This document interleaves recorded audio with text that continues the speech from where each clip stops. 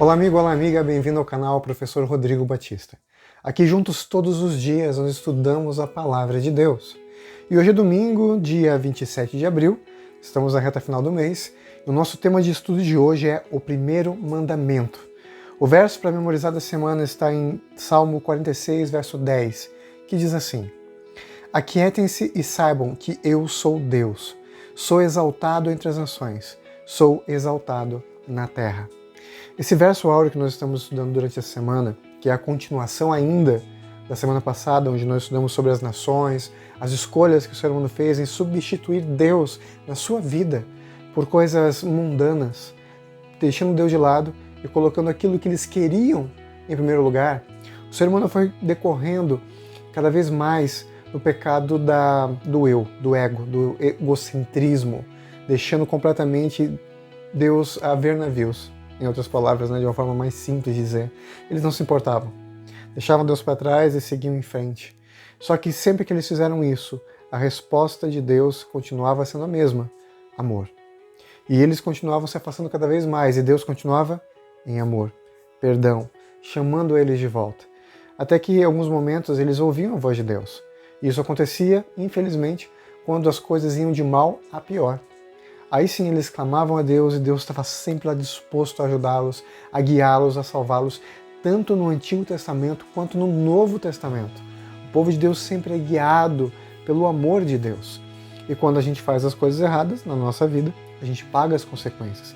Infelizmente tem aquele ditado, Algumas pessoas vão a Deus por amor e outras pessoas vão pela dor. E eu pergunto a você, para que ir pela dor? Para que experimentar o mal? Para que experimentar o fracasso, a decepção?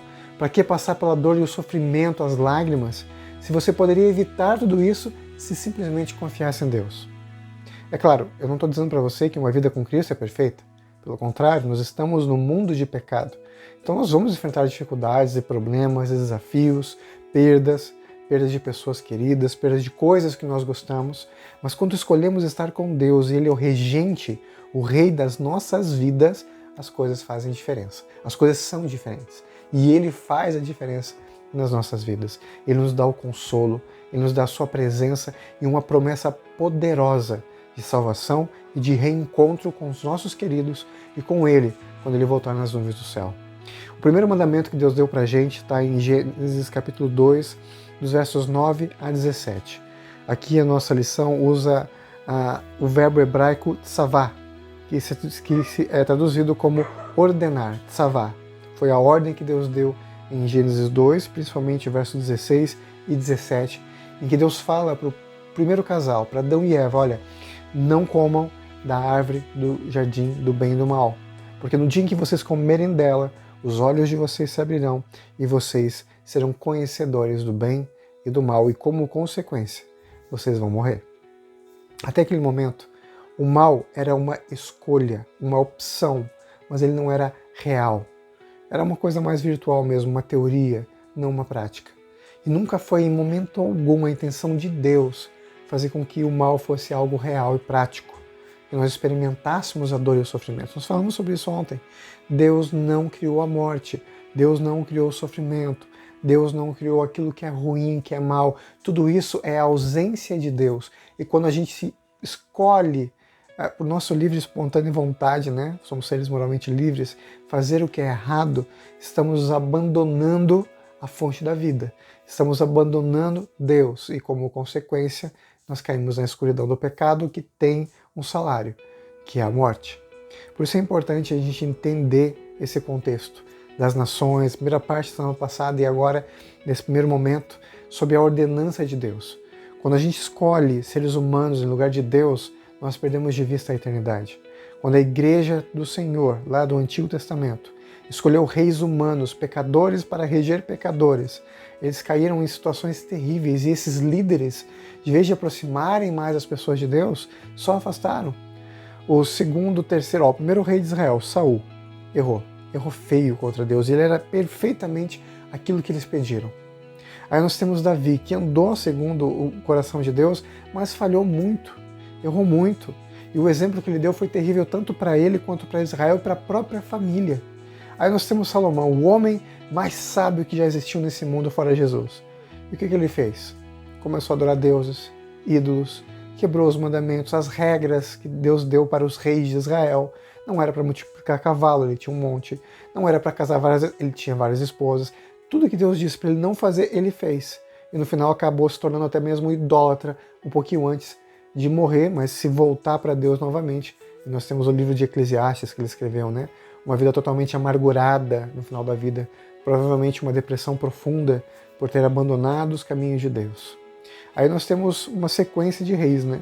O povo de Israel se divide em dois reinos, o reino do sul, dirigido pela casa de Davi, e o reino do norte, dirigido por várias e várias casas, porque todos os reis, desde o primeiro, Jeroboão I, até o último rei de Israel, as coisas só foram de mal a pior.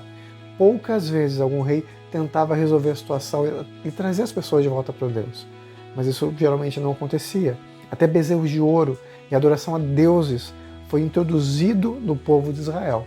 E o povo de Judá, pelo menos, ficava com Deus em alguns momentos, muito mais que o povo de Israel, mas não cultuava Deus o tempo todo.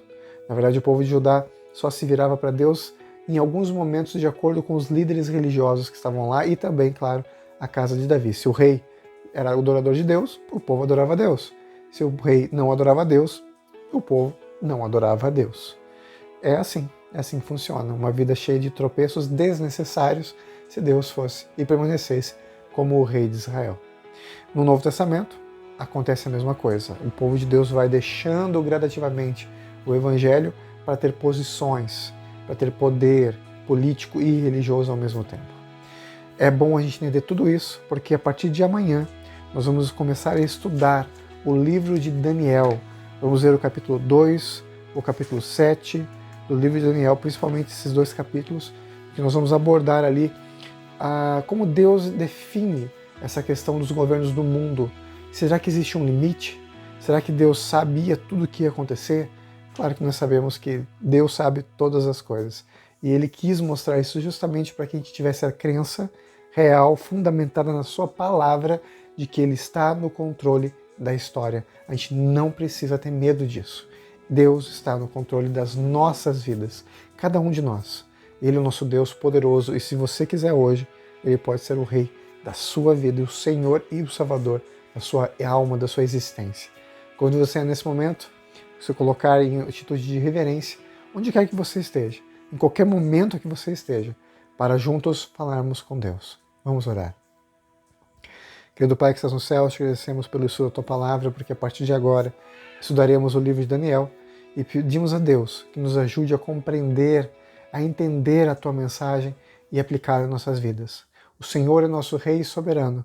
Como disse o verso áureo, aquietem-se e saibam que eu sou Deus. Sou exaltado entre as nações, sou exaltado na terra. O Senhor nos diz, aquietem-se, se acalmem, eu sou Deus. E hoje, Senhor, te agradecemos e aceitamos como nosso Deus, em nome de Jesus. Amém. E nunca se esqueça, meu amigo e minha amiga, que nessa vida, a cada passo que a gente dá, se você quiser, nessa vida, é você e Deus.